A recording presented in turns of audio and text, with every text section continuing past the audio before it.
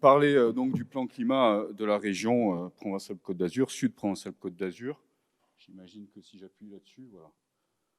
Donc un petit sujet qu'on a entendu aujourd'hui et s'il m'est permis de dire tout le bonheur que j'ai eu à entendre les interventions de ce matin et de cet après-midi, où à la fois j'ai appris beaucoup de choses, à la fois ça a confirmé un certain nombre de réflexions que j'avais, et ça montre quand même, c'est assez réconfortant, rassurant et même enthousiasmant d'entendre ces interventions. Donc d'abord, une approche de la santé. Une petite tentative, très modeste, parce que je ne suis pas médecin, mais on imagine à la région quand même que la question de la santé est liée d'abord à la capacité qu'ont les individus à subvenir à leurs besoins essentiels, c'est-à-dire quand même respirer, c'est la base, boire, manger, bon bref, s'assurer une intégrité physique. Cette intégrité physique, elle passe aussi par le logement, la manière de se loger, d'habiter, la protection contre les risques majeurs, les risques du quotidien et bien évidemment l'accès aux soins. Et puis, il y a ce terme que j'ai mis entre guillemets, parce que là aussi, il pourrait être contesté, je m'excuse, je ne suis pas un professionnel, mais c'est la protection, j'allais dire, psychologique, autour du fait d'avoir un emploi, d'avoir une vie culturelle, d'avoir accès à l'éducation, d'avoir accès aux loisirs. Et puis enfin, participer à une vie collective, une aventure collective à travers notre vie sociale. Pourquoi ce petit rappel? Parce que la région, et pas que la région, les collectivités au sens large, traitent de tous ces sujets en même temps. Un petit zoom d'abord aussi sur la région Provence-Alpes-Côte d'Azur, que vous connaissez certainement tous, mais qui a un certain nombre de particularités.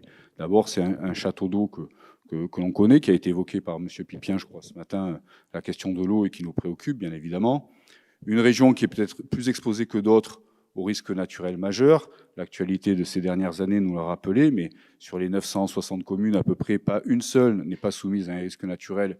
Et l'immense majorité, je crois que c'est 80 ou 90%, sont soumises à plusieurs risques naturels majeurs.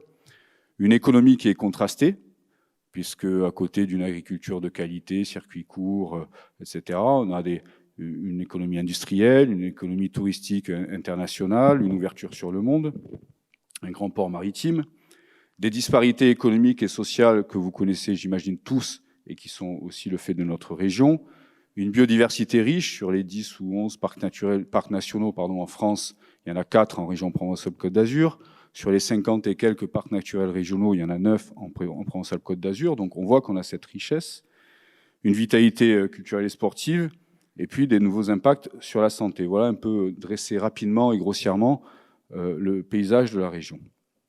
Je vais passer assez vite quand même sur le premier plan climat 2017-2020, 2018-2020, où il y a une impulsion politique, je crois qu'il faut saluer, qui a été de dire, ben voilà, construisons notre plan climat dans la foulée de la COP 21, et un plan climat qui a été structuré autour des objectifs que vous voyez ici. C'était plus de 100 actions et un budget sur 3 ans de un peu plus de 1 milliard, 1,3 milliard d'euros, ce qui n'est pas neutre.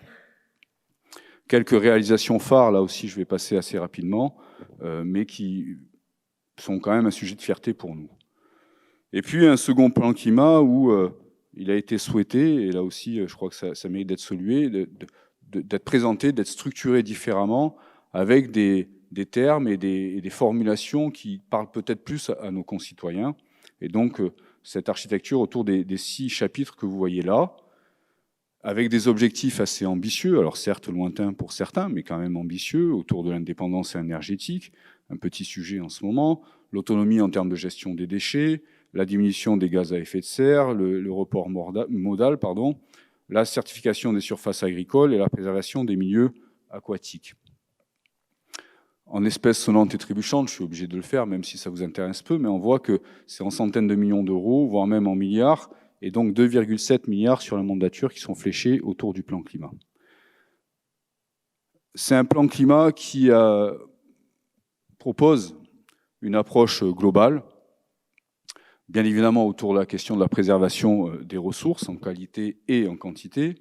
C'est ce qu'on trouve autour de l'escale zéro fumée, les transports collectifs, la décarbonation, l'hydrogène, les énergies renouvelables, la biodiversité, la ressource en eau, bref, des sujets que vous connaissez également.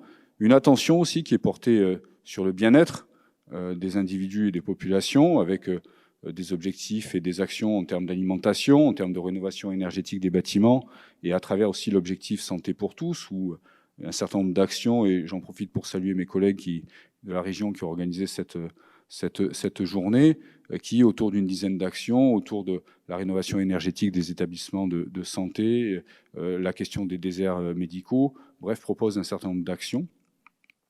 Et puis, bien évidemment, l'accompagnement des acteurs économiques, et notamment des entreprises, je dis bien notamment, parce que les citoyens, les collectivités, tous ceux qui, à un moment donné, ont un acte d'achat, participent de l'économie, sont des acteurs de l'économie.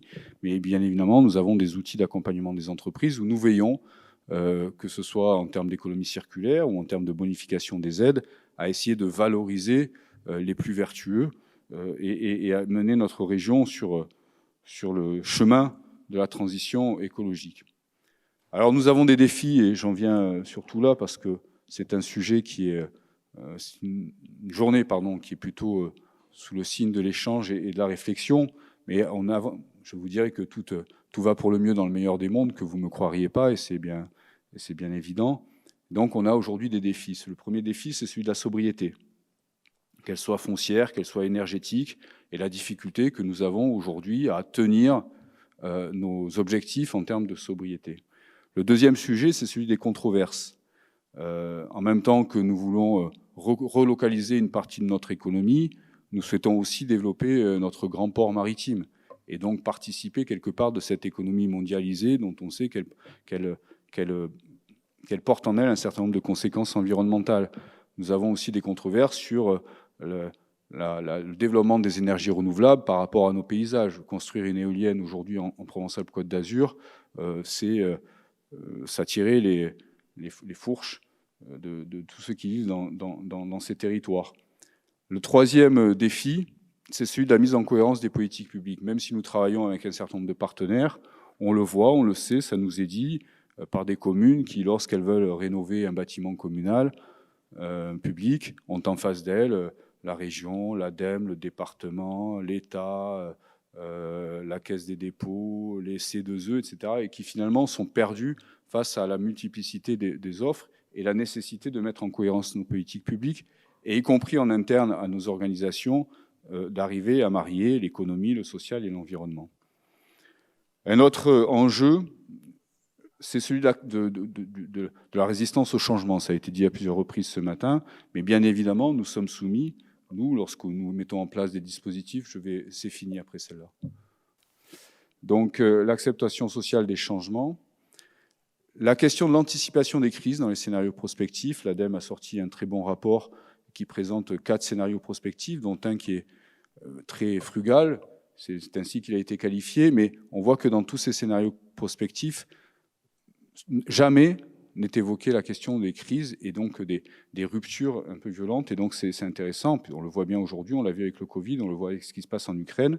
La question du temps court et du temps long, et là tout l'art de l'action politique, c'est bien de marier, d'être en capacité de répondre aux enjeux, aux besoins qui sont exprimés au quotidien par nos populations, et à la fois de préparer l'avenir, et on peut être en contradiction, et enfin la participation des citoyens.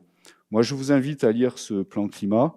Il est en ligne, vous l'avez peut-être vu en papier. Il est très bien fait, c'est pas de mon fait, c'est de la com. Il est très bien fait dans le fond, c'est pas de mon fait, puisque c'est ma collègue Dominique Flao qui est directrice de projet sur le plan climat et qui a coordonné tout ce travail auquel ont participé de tous les services de la région et que je vous invite donc à lire. Merci. Un des exemples, je trouve, emblématiques de cette approche qui mixe la santé animale, la santé humaine et la santé des écosystèmes, c'est vraiment la lutte antivectorielle. C'est un sujet sur lequel on travaille depuis plus de 10 ans, hein, puisque le moustique Aedes albopictus, le moustique tigre, est arrivé en région provençale depuis 2006 hein, par les Alpes-Maritimes. Et maintenant, vous l'avez vu ce matin avec les diapositives qu'a projeté en fait l'Observatoire régional de santé. Vraiment, il couvre l'ensemble de la région. Alors typiquement, ce sont des maladies transmissibles hein, qui passent par des vecteurs et qui touchent l'homme par différents biais. Et un des exemples qui me semble intéressant à vous citer, c'est le virus du West Nile, qui n'est pas transmis par le moustique tigre, mais par le moustique Culex, et qui nécessite une approche en fait croisée entre les vétérinaires, les acteurs de la santé et les acteurs de l'environnement. Donc, il faut savoir que le West Nile, c'est un flavivirus qui est porté par les oiseaux. Ces oiseaux, on va devoir surveiller leur mortalité finalement pour identifier les zones de dissémination de ce virus. Ces oiseaux vont être piqués par le culex qui va ensuite aller piquer par erreur, on va dire, l'homme ou le cheval. Et chez l'homme, ça peut générer des formes graves. Dans 80% des cas, ce sont des formes asymptomatiques, mais dans 1% des cas, ça peut conduire à des méningites et à des décès. De même, ce moustique peut piquer les chevaux, donc on surveille aussi la santé des chevaux pour observer la circulation de ce virus. Sur ce type de virus, contrairement, je reviendrai à Aedes albopictus, les moyens de lutte sont impuissants finalement. La seule façon qu'on a de réagir, c'est de stopper en fait les réservoirs de développement de ces virus et donc de travailler sur la santé animale. Ensuite, on a les systèmes de surveillance de santé qui vont nous permettre, au travers des analyses que font les laboratoires, d'identifier dans les analyses de sang la présence du virus et donc de détecter les cas de West Nile et de prendre les personnes en charge. Donc on voit qu'il y a cette approche croisée entre santé animale et santé humaine.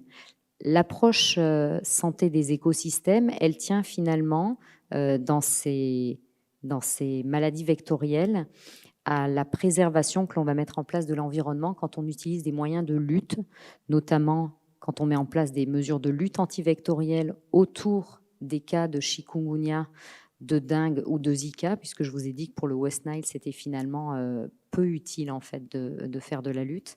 Pour l'Aedes albopictus, c'est beaucoup plus utile parce que le moustique reste dans un petit rayon de 50 à 100 mètres autour du cas, et donc on peut circonscrire en fait la zone de circulation virale, alors que quand on parlait du West Nile, le culex, les oiseaux qui disséminent en fait ce virus font jusqu'à 50 km. Donc on ne va pas faire de la lutte sur 50 km. Quand on fait par contre de la lutte autour des pathologies comme chikungunya, Zika et la dengue, on est vraiment sur des produits les moins impactants possibles. C'est-à-dire que sachez qu'en France métropolitaine, on n'utilise plus que des moyens préventifs pour faire ce qu'on appelle la lutte de confort et réduire la pression vectorielle, en Camargue par exemple. Et en pleine saison, on va dire, d'activité du moustique, on utilise de la deltamétrine sous forme de ce que moi j'appelle des frappes chirurgicales, c'est-à-dire 50 mètres autour d'un cas autochtone. Quand cette lutte est faite, nous prenons soin en fait d'éviter certains milieux sur lesquels la deltamétrine est particulièrement impactante. C'est le cas pour les insectes aquatiques, donc notamment les zones de cours d'eau sont exclues des zones de traitement, et également il y a des études conduites en matière de répercussions sur les écosystèmes.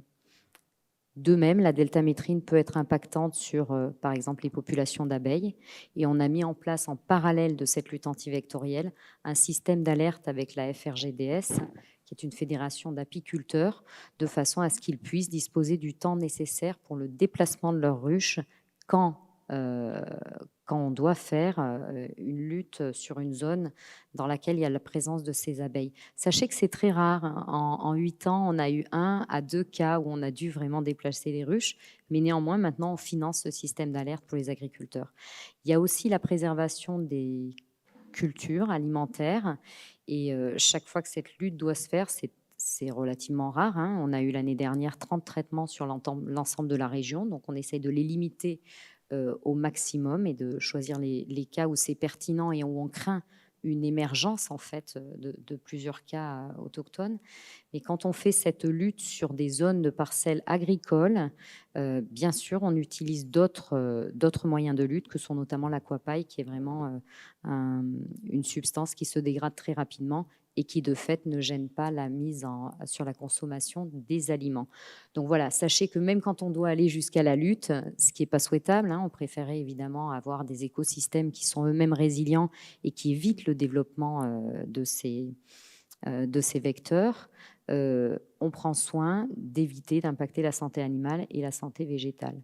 Voilà. Ensuite, je cite simplement d'autres leviers, mais que je ne vais pas détailler. Donc, on a cité le développement durable dans les établissements de santé. Donc ça, je vous laisse aller consulter le site de l'Agence régionale de santé, puisque là-dessus, il y a une action assez importante qui a été menée avec 300 établissements aujourd'hui qui sont impliqués dans le dispositif. Et effectivement, Madame Arnoux parlait d'un plan Marshall. Bon, je sais qu'on est plusieurs acteurs là à se mettre autour de la table pour progressivement lever des fonds, on va dire, d'accompagnement des établissements. L'ADEME, Sophie Midi, parlera de l'action qu'on est en train de... On est en train de se rapprocher, ARS, ADEME, et puis évidemment avec la région, la FHF et la NFH, de façon à vraiment mettre de l'argent sur la table pour accompagner ces investissements. Autres actions très différentes, les actions en matière de périnatalité de santé-environnement, j'en parlais un petit peu dans mon discours introductif. Sachez que nous travaillons avec l'APHM et en particulier au soutien d'une plateforme reprotoxique. L'idée, c'est de faire travailler des professionnels de la santé avec des professionnels de l'environnement. Et quand une grossesse se passe mal ou quand des personnes présentent des infertilités, il va y avoir désormais il y a une consultation dédiée depuis 2 ans qui permet d'investiguer leur parcours et leurs expositions environnementales de façon à identifier les facteurs de risque et amener des comportements ou en tout cas des pratiques correctives. Ça a donné lieu également à une formation qui est dispensée depuis maintenant 3 ans. C'est un certificat d'études universitaires qui peut être suivi par toutes les puéricultrices, sages-femmes, de façon à se former à l'impact des facteurs environnementaux sur la santé. Et peut-être une dernière action qui avait été menée d'ailleurs et valorisée par le CRES, qui est tout ce qui est jardin thérapeutique dans les établissements de santé et toutes les formations qui sont faites sur les aspects nature et santé qui permettent justement de développer ce contact à la nature et aux bienfaits qu'elle peut apporter en matière de santé. Merci. Tout d'abord, je voudrais remercier en fait l'ARS, la région et la CRES de m'avoir associée à ce colloque aujourd'hui. Et c'est aussi en lien, effectivement, comme disait Muriel, avec une dynamique qu'on a enclenchée déjà l'année dernière pour une meilleure connaissance entre nos institutions et de pouvoir ainsi aller plus dans la transversalité, dans la coopération, qui est un sujet qui a été largement évoqué aujourd'hui. Donc ça va se traduire entre autres la signature d'un accord cadre donc entre nos 2 institutions, donc ADEME, ARS, en PACA. Donc ça aussi c'est quelque chose qui est particulier à notre région, qui n'a pas forcément d'équivalent sur les autres territoires. Et puis une coopération très forte aussi donc avec les autres acteurs qui sont présents aujourd'hui sur la mise en œuvre, la mise en route d'un appel à manifestation d'intérêt lié à la transition écologique des établissements. Donc ça, vous aurez l'occasion en fait d'avoir nos communications un petit peu plus tard dans l'année. Alors, qui sommes-nous à l'ADEME? Donc, on est agence de la transition écologique. On est sous la tutelle des ministères de la transition écologique, l'enseignement supérieur, la recherche et l'innovation. En région PACA, on est une 30aine de personnes. Donc voilà, c'est l'intégralité de notre équipe et la particularité, vu qu'on souhaite s'impliquer auprès des acteurs de la santé, c'est d'avoir désigné au sein de notre équipe un référent unique, interlocuteur dédié, autant pour les institutionnels que pour les établissements directement. Et donc, je représente cette personne aujourd'hui. Pour moi, l'ambition, c'est que vous puissiez, en tant qu'établissement, bénéficier de nos aides. Et en même temps, pour moi, c'est aussi de mieux vous comprendre pour pouvoir améliorer aussi nos dispositifs. Les enjeux fondateurs, on les partage, ils ont déjà été évoqués largement aujourd'hui. On travaille depuis plus de 20 ans là-dessus, donc limiter les gaz à effet de serre, s'adapter au changement climatique, lutter contre la surexploitation des ressources. Voilà, ce sont des valeurs que l'on partage, des enjeux communs. Nos modalités d'intervention, donc elles figurent sur le petit graphique en rouge. On est connu autant pour les outils, les méthodologies que l'on peut diffuser, par tous les retours d'expérience que l'on capitalise au niveau du territoire national. C'est également la partie conseil, expertise. Alors, on est une 30aine en région. On n'a pas forcément la capacité d'intervenir directement auprès de chaque personne, chaque porteur de projet. Donc, on s'appuie beaucoup sur des structures d'animation, sur des réseaux. Et j'y reviendrai. Et enfin, on a une mission de financement pour pouvoir accompagner la transition écologique. Un aperçu de ce qu'on peut proposer comme accompagnement donc sur les énergies renouvelables thermiques. Donc elles sont citées là, la récupération d'énergie, géothermie, solaire thermique, biomasse, méthanisation. Donc c'est des sujets dont vous avez peut-être déjà entendu parler. C'est également les réseaux de chaleur.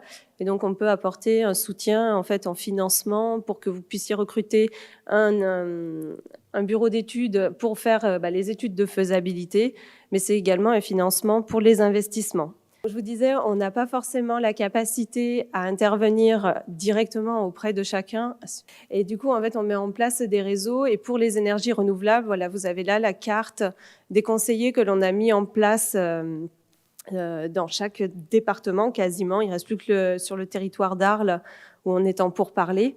Donc vous avez des équipes dédiées qui peuvent accompagner les projets de leur conception à leur réalisation entre guillemets, mais dans le sens où ce seront bien eux qui diffuseront les aides que l'on peut apporter sur la majorité des projets d'énergie renouvelable. Pour la plupart, ce sont des syndicats d'énergie, donc ils connaissent très bien le sujet. Sinon, ce sont des territoires au niveau type métropole qui s'engagent. Donc, c'est un positionnement très fort puisque ce sont aussi des opérateurs impliqués dans d'autres dispositifs, notamment sur l'économie circulaire, sur le gaspillage alimentaire, l'alimentation durable et également sur les projets de contrats en transition écologique, énergétique, en santé. Donc, on voit qu'il y a une convergence de nos actions aussi sur des acteurs plus proches au sein des territoires. Donc en slide suivante, voilà des exemples de ce qu'on a pu déjà soutenir. Donc dans le 05 à Gap, le Chicas, sur l'installation de chaufferie biomasse et les réseaux de chaleur associés. En slide suivante, il y a deux autres exemples sur l'installation de solaire dans des établissements aussi, donc Hôpital Nord, et puis en slide suivante sur un EHPAD. Donc voilà, les typologies d'intervention. Donc là, sur les opérations solaires, on a 100 mètres carrés à peu près pour une opération, 300 mètres carrés d'installation de panneaux, donc qui permettent de chauffer tout simplement l'eau à destination des douches principalement pour ces établissements. Ensuite, un autre sujet sur lequel on travaille assez fortement en ce moment et en partenariat global, ADEME, ARS, DRAF, DREAL, DRETS, Région, donc la communauté régionale alimentation durable, donc Coalim. Donc les enjeux, je n'y reviens pas, les cadres d'intervention, je n'y reviens pas non plus, mais on apporte un soutien donc financier sur un certain nombre de programmes et aujourd'hui, l'action, je dirais, la plus structurante, c'est la mise en place du REGalim, donc réseau de lutte contre les gaspillages alimentaires, et qui est un passage obligatoire, entre guillemets, pour pouvoir accéder à nos accompagnements financiers derrière, puisqu'il est important pour nous que vous ayez cette communauté pour pouvoir échanger et pouvoir proposer des projets qui permettent d'aller toujours plus loin dans l'innovation. C'est vraiment, nous, l'objectif que l'on recherche, c'est d'aller toujours plus loin. Donc, voilà, sur cet aspect-là. Et puis, dans le dernière slide, enfin, ou presque, bon, là, on peut passer, puisqu'on en a déjà beaucoup parlé sur l'alimentation durable. Voilà un exemple de ce qu'on a pu aider à Embrun, et puis la réduction qu'ils ont pu obtenir avec seulement 2 kilos de déchets en fin de service. L'expérimentation aussi au niveau du CH de Nice, qui est particulièrement suivie donc, par mes collègues, avec de l'innovation en se basant sur le fameux jeu sérieux dont on a déjà parlé, donc Serious Game, Escape Game, qui sont des manières nouvelles en fait à la fois de pédagogie au sein des établissements pour engager et aboutir à des impacts environnementaux plus vertueux. Et après, l'approche économie circulaire aussi, qui est un autre grand pilier sur lequel on intervient. Donc, je ne reviendrai pas trop sur l'opération Santé Témoin qui avait été menée au niveau national il y a quelques années et qui démontrait l'impact que peut avoir justement les notions de gaspillage alimentaire ou la gestion des déchets dans les établissements. Les achats responsables, on en a parlé. Je fais juste un petit zoom aussi sur les ressourceries, qui sont aussi des structures qu'on a aidées et qui peuvent vous accompagner quand il y a des projets de restructuration des équipes, au sein des équipements, en fait, Pourquoi pas aussi un réseau de ressourceries dédié à la santé, parce que vous avez des équipements spécifiques. Et le dernier zoom sur les plastiques, on en a déjà parlé, mais donc sachez que dans notre région, donc j'ai mis son contact, c'est Chloé Perrérol, qui est en charge de l'instruction des dossiers pour la substitution des emballages et contenants en plastique à usage unique notamment. Et n'hésitez pas à la contacter, elle est encore avec nous grâce au plan de relance jusqu'au mois de juin. Donc il n'y a pas d'appel à projet particulier, donc n'hésitez pas à la contacter en direct. Merci. Merci. Bonjour à tous. Donc avec ma collègue Amira Nathalie, on travaille toutes les deux au service de coopération européenne à la région et on va vous parler des financements européens pour la santé à travers le focus de deux programmes, un programme dédié qui s'appelle EU for Health et le cluster santé du programme Horizon Europe. Voilà, donc moi je suis plus spécifiquement en charge du programme EU for Health à la région. Donc c'est un nouveau programme qui a été lancé par l'Union européenne suite au Covid-19 et qui fonctionne par appel à projets qui sont lancés directement par la Commission. Une première salve d'appel à projets avait été lancée en octobre 2021 et là, on vient d'avoir la deuxième salve de projets. Il y a 8 projets qui ont été lancés fin février 2022. Donc, je vais vous détailler un peu ces projets par la suite. Donc, ce programme, comme je vous l'ai dit, est une réponse au Covid-19. Il a comme objectif de renforcer et moderniser les systèmes de santé nationaux et de réduire les inégalités entre les pays de l'Union afin de surmonter des défis communs. C'est un programme qui est doté d'un budget de 5,3 milliards d'euros pour la période de programmation 2021-2027, voilà, qui vise à améliorer, favoriser la santé dans l'Union, protéger les personnes contre les menaces sanitaires transfrontalières graves, améliorer l'accès aux médicaments, aux équipements médicaux et aux produits de crise. Là, on voit que c'est vraiment une réponse au Covid et renforcer de manière générale les systèmes de santé. Alors, ce programme est mis en œuvre de 3 manières différentes, soit via des marchés publics, soit des subventions, soit des prix avec des concours qui sont organisés par la Commission. On va plus particulièrement détailler aujourd'hui ce qui est appel à projets qui sont lancés par la Commission, qui font l'objet de subventions. Ce sont des projets qui doivent être réalisés en coopération européenne, donc avec des consortiums de 3 pays minimum, parfois plus, on verra pour certains appels à projets, et qui sont ouverts à tout type d'acteurs publics et privés de la santé, des agences, des hôpitaux, des labos, des associations, enfin, c'est assez large. Voilà. Sur les critères d'éligibilité, donc évidemment, ce qui va compter, c'est la pertinence de la réponse par rapport à l'appel à projet qui est lancé, la qualité de l'action et l'impact de l'action. Alors, ces subventions, ce sont des cofinancements qui sont en général de 60% et qui peuvent aller jusqu'à 80% de financement européen dans certains cas. Voilà, donc là, les appels à projets qui ont été lancés le 22 février dernier pour un budget total de 107 millions d'euros. Donc, il y a 8 appels à projets au total. Donc, un premier appel sur le dépistage du cancer avec un focus sur le cancer de la prostate, du poumon et de l'estomac. Pour vous donner un ordre d'idée, donc chacun des projets est financé à hauteur de 10 millions d'euros, donc sur chacun des types de cancers, et la durée des projets doit être minimum 12 mois et maximum 36 mois. Cette durée est valable pour tous les appels à projets que je vais vous présenter. Donc, le premier appel sur le cancer, un autre appel à projet sur les maladies non transmissibles, différentes autres que les maladies cardiovasculaires et le diabète, un appel à projet sur la santé mentale, la promotion de la santé mentale, un autre, je passe assez vite, si vous avez, vous verrez sur le support, on a mis nos coordonnées, et si vous êtes intéressé particulièrement par un appel à projet, bien sûr, on est à votre disposition pour vous expliquer tout ça et vous aider à vous y retrouver. Donc, je termine sur l'ensemble des appels à projets. Donc, un appel à projet sur les technologies de santé pour soutien à la mise en œuvre du règlement concernant l'évaluation des technologies de santé.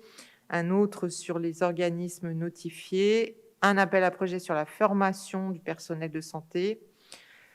Et pour terminer, 2 autres appels à projets qui sont le Covid-19, bien sûr, sur la recherche concernant les résultats liés à la vaccination contre le Covid, et un appel à projet sur la tarification des médicaments. Voilà, donc encore une fois, si vous êtes intéressé par un appel à projet, sachez que la date limite de dépôt du dossier est le 24 mai 2022, et que évidemment c'est court. Donc de manière générale, pour tous les appels à projets qui sont lancés par la commission, il vaut mieux être déjà prêt en fait au moment où l'appel est lancé, c'est-à-dire avoir travaillé en amont et être prêt à déposer le dossier quand l'appel sort.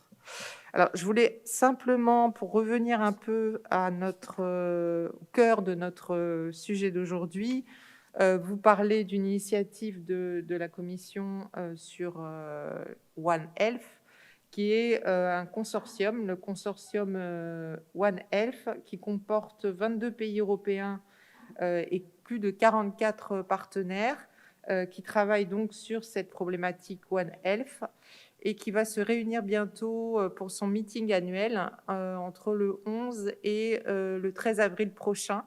Donc, je vous incite à aller voir, je vous ai mis le lien sur le support, à aller voir ce que fait l'Union européenne aussi sur cette problématique-là, et à suivre éventuellement à distance cette réunion d'avril. Voilà. Donc, un petit slide sur les ressources. Vous trouverez le lien vers le programme EU4Health, le programme de travail, et puis aussi un portail qui a été lancé par l'Union européenne sur les meilleures pratiques en termes de santé. Vous pouvez y faire des propositions jusqu'au 15 mai. Voilà, je passe la parole à ma collègue Amira Nathalie, qui va vous parler d'Horizon Europe. Merci Véronique, bonjour à toutes et à tous. Donc comme Véronique vous l'a dit, comme elle, je suis référente sur les programmes européens, mais en particulier les programmes liés à l'innovation. Merci. J'essaierai en 5 minutes du coup de vous donner une perspective assez large, mais assez précise pour que vous compreniez quand même, du programme européen Horizon Europe, qui est le programme cadre pour la recherche et l'innovation pour 2021 à 2027. Pour ceux qui connaissent un petit peu, Horizon Europe prend suite à Horizon 2020, qui était le dernier programme. La particularité, c'est que maintenant, on demande un petit peu plus de co-construction avec les citoyens. Il y a aussi une demande de projets qui peuvent être déployés sur le territoire. Alors là, je vous montre un petit peu la structure pour que vous compreniez un petit peu comment ça s'agence et quelles sont les thématiques. Sur le pilier 1, on a plus de la recherche fondamentale. Le pilier 2 peut être particulièrement intéressant pour la plupart des acteurs qui sont là aujourd'hui parce qu'il s'agit de problématiques mondiales et on va le voir ensemble. Il y a un pilier santé, il y a aussi un pilier environnement. Et le pilier 3 est consacré au développement des entreprises et notamment l'innovation de rupture. Voilà. Alors, comme vous l'avez vu dans le slide précédent, on a un budget colossal consacré à ce programme, près de 95 milliards d'euros sur les prochaines années. Donc, c'est très intéressant parce que c'est des taux de subvention très, très grandes. Dans la majorité des cas, pour les acteurs publics, on a des taux de subvention de 100%.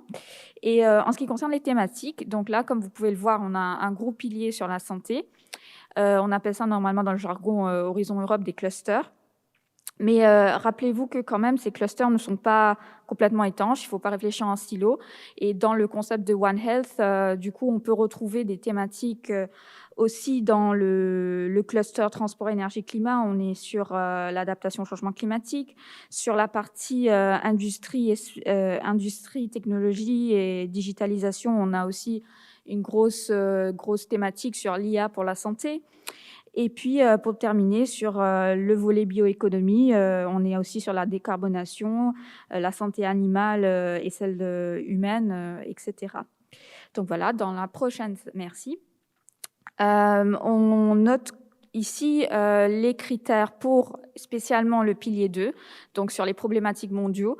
On est toujours, tout comme dans le cadre de EU for Health, sur des projets collaboratifs à l'échelle européenne. Donc c'est la particularité de ce programme. C'est vrai que les taux de subvention sont très intéressants, mais derrière, il faut qu'il y ait une collaboration. Alors, il faut au minimum 3 partenaires de 3 pays européens différents. Il y a des particularités dans ce programme, c'est que les pays associés à Horizon Europe peuvent y participer. Il y a aussi la possibilité d'intégrer des partenaires de pays hors Union européenne, c'est-à-dire qu'il faut avoir 3 minimums et après on peut en rajouter d'autres. Les pays hors de l'Union européenne, si elles sont classifiées comme étant en voie de développement, elles sont financées, les partenaires de ces pays sont financés eux aussi à 100%. Donc, faute de temps, je ne vais pas rentrer dans tous les détails, mais comme Véronique vous l'a indiqué, on va vous donner les slides. Ici, c'est aussi une slide que vous aurez qui vous donne un petit peu les types de projets. Ce qu'il faut retenir, c'est que les projets collaboratifs vont de 2 à 5 millions d'euros et durent de 2 à 5 ans. Donc, c'est des gros projets de recherche et d'innovation, mais il faut aussi garder en tête qu'on est sur aussi l'intelligence collective, la co-construction, le partage de bonnes pratiques sur certains des types d'appels à projets. Donc ici, je vous donne un petit peu les points forts du programme Horizon Europe. Ça reste un programme qui est quand même à dimension variable, où vous pouvez être, que ce soit une PME, une association, une institution de recherche, trouver un petit peu votre place dans ce programme. Donc, on vous donne aussi dans les slides des exemples d'appels à projets. Celui-là, il est déjà clos, mais il a été clôturé hier, d'ailleurs. Quand j'ai fait la slide, c'est toujours d'actualité, mais c'est juste pour vous donner une idée de ce qui est demandé dans des projets Horizon Europe. Comme vous le voyez, on est vraiment sur la compréhension et l'observation, mais aussi l'innovation derrière. Et ça reste des appels à projets assez larges. Et comme Véronique vous l'a dit, souvent, il faut commencer à préparer avant. Et sur cette slide, on vous dit donc un petit peu comment on opère en région sud sur l'accompagnement des porteurs de projets. Donc, on est là pour vous aider dans la veille d'opportunités. C'est-à-dire qu'on partage avec vous les futurs appels à projets si on a accès à des drafts. On essaye aussi de faire remonter vos besoins auprès de la Commission européenne à travers les groupes de travail nationaux, justement, et aussi de vous aider dans la recherche de partenaires. Il y a un gros travail qu'on mène aussi sur l'accompagnement et l'aide au montage pour tous les acteurs du territoire. Et si vous connaissez des PME, l'avantage, c'est qu'on a un dispositif d'accompagnement particulièrement intéressant pour les PME parce que la région finance un accompagnement par un consultant senior pour monter le projet et pour lui donner tous les outils. Et si c'est un projet collaboratif, vous en bénéficiez aussi, peu importe qui est dans le projet européen. Voilà, on vous donne aussi des ressources. N'hésitez pas à les voir et n'hésitez pas surtout à nous contacter si vous avez des questions, parce que ça reste assez bref quand même. Oui, bonjour. Je souhaitais vous présenter donc Célester, soit Construisons ensemble l'environnement et la santé des territoires, parmi les nombreux outils numériques que propose le CRES. Donc, qu'est-ce que Célester ? C'est tout simplement un guide méthodologique en ligne régionale qui s'appuie sur des projets exemplaires conduits par des collectivités à destination des collectivités qui souhaiteraient s'investir et s'engager sur des projets en santé-environnement. Célester a été créé en 2019 par le CRES. Il est financé par la région Sud et par l'ARS dans le cadre du plan régional santé-environnement. Célester est donc accessible à l'adresse célester.org. Il offre 3 niveaux d'accès. Un niveau thématique, donc vous avez des témoignages sur l'air intérieur, l'air extérieur, l'eau destinée à la consommation humaine, eau de baignade, habitat, bruit, risque vectoriel, risque climatique, urbanisme, gestion des déchets et alimentation durable. Pour chacun des témoignages, vous avez 3 niveaux d'information, un résumé du projet et une identification du point méthodologique exemplaire en lien avec le guide directement, une interview qui balaye tous les aspects de la méthodologie de projet, et enfin une vidéo qui présente le projet, donc que nous allons vous présenter. Avant de passer à la vidéo, je voulais juste préciser que Célester est complémentaire d'un guide méthodologique qui a été construit et réalisé par l'ORS, qui permet de faire un état des lieux en santé-environnement. Donc ce sont 2 outils tout à fait complémentaires. Donc, nous allons vous proposer une des vidéos, ce sera le plus simple. On aurait pu vous proposer une vidéo sur les risques vectoriels. On en a 2 à vous proposer donc avec un témoignage de la ville d'Hyères et la CAVEM. Nous souhaitions plutôt vous proposer le témoignage de Florence Henry, qui est médecin coordinateur de PMI pour le Conseil général des Hautes-Alpes et qui décrit une étude de procédés de nettoyage respectueux de l'environnement et de la santé dans les structures d'accueil de jeunes enfants. C'est pour illustrer ce qu'on nous a dit ce matin sur l'éco-nettoyage. Donc, elle revient notamment sur les moyens à mettre en place pour mener à bien une telle étude.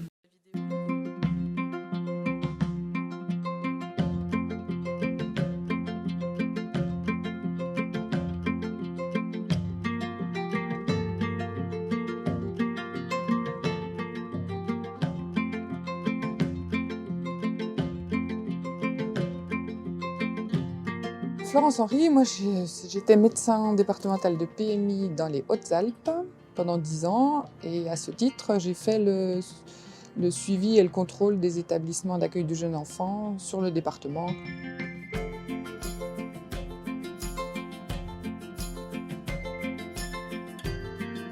La question s'est posée à moi parce qu'au cours des visites qu'on effectue régulièrement dans toutes les structures dont j'ai parlé précédemment, on est toujours interpellé sur les protocoles de crèche pour lesquels on doit donner un avis.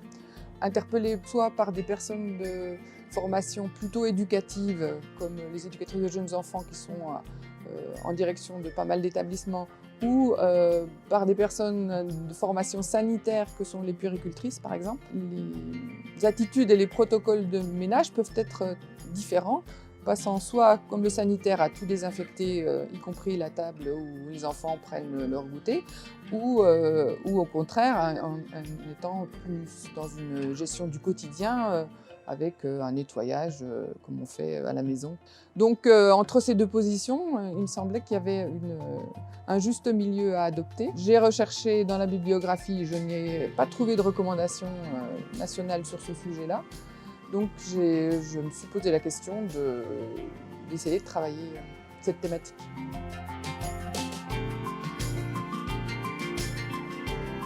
Une opportunité qui était le plan santé-environnement avec l'ARS qui permettait de financer une étude.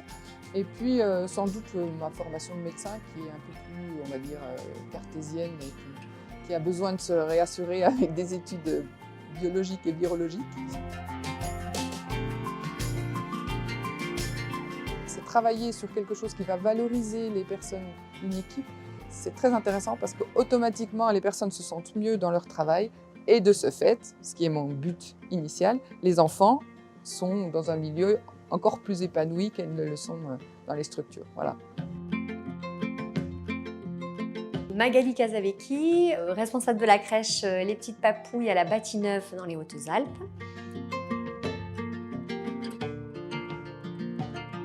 Ça fait 2 ans que cette étude a été faite et nous sommes toujours sur ces protocoles, voire on les améliore dans le temps avec l'expérience et aussi les besoins. Pour moi, cette étude, ça a été vraiment l'opportunité de dire « Ah, on va pouvoir tester si ça marche et on va pouvoir montrer que ça marche ». Et ça, c'était important aussi pour moi auprès de l'équipe. Parce que je n'avais pas que des personnes qui étaient acquises à Elles le faisaient parce que c'est moi qui leur demandais et qu'effectivement, elles étaient sensibles à mes arguments, mais qui n'étaient pas profondément convaincues. C'était aussi un peu un enjeu de pouvoir utiliser ça pour convaincre et pour dire, mais voyez, en fait, ça marche. Ce que je dis, c'est vrai.